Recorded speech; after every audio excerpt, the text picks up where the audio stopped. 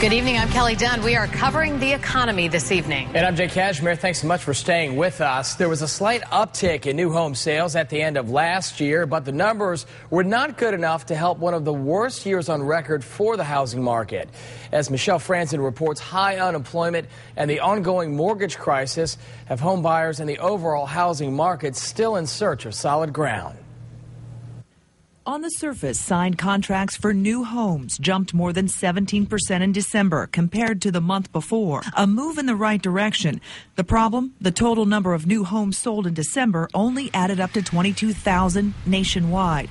And that made for a dismal 2010, where new home sales totaled 321,000, the fewest number of home buyers in 47 years. In fact, in November, of the 20 cities we track, only one, San Diego, saw any increase, and that was a scant 0.1%. The housing slump sticks out like a sore thumb in what the Federal Reserve calls an improving economic outlook.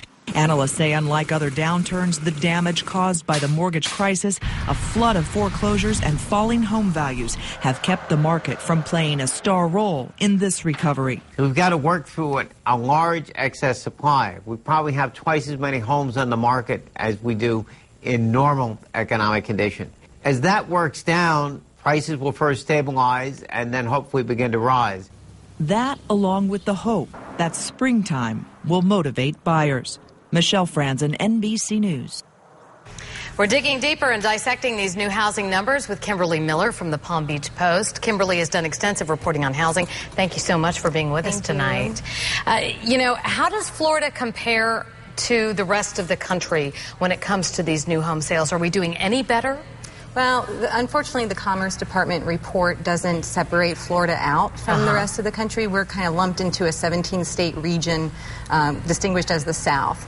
So the South did pretty much the same as the rest of the nation. I think there was a 2% uptick in December, but was down 9% overall. Weren't as bad as they are, though. Weren't these numbers? I mean, it was just, so a little bit better than they thought they would be. Right. I mean, 2010 was kind of a weird year because in the beginning it started out very hopeful with the tax credit and sales were up, and then by the fall they started going down, and it ended with December being a lot higher than they had expected. You have to touch on foreclosures, and in Palm Beach County, they certainly were growing in 2010. Any hope that that's going to slow? Well, the feelings are mixed. The initial foreclosures did slow a little bit in 2010, but the bank takeovers, the repossessions went way up, and the concern is that all of those bank repossessions, and I think there were, over 10,000 in Florida, or even more, are going to hit the market at the same time and crash the existing home sales even more, those prices even more. And when you talk about mortgages, adjusting, and there'll be plenty of those that'll be coming due. I don't know. I don't know when.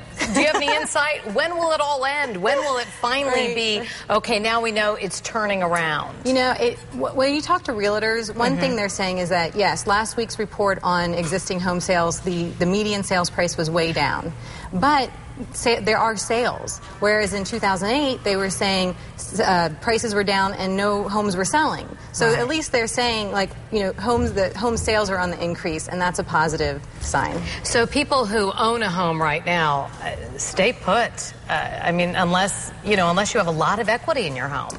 Right, and I think the last statistic we saw was just under 50% of the homes with mortgages in Palm Beach County were underwater, which means they owed more on their mortgage than what their home is worth. There will be plenty more stories for you to write about. Thanks for helping us break down the numbers, Kimberly. We appreciate it. Kimberly Miller from the Palm Beach Post. Jay. Kelly, thank you.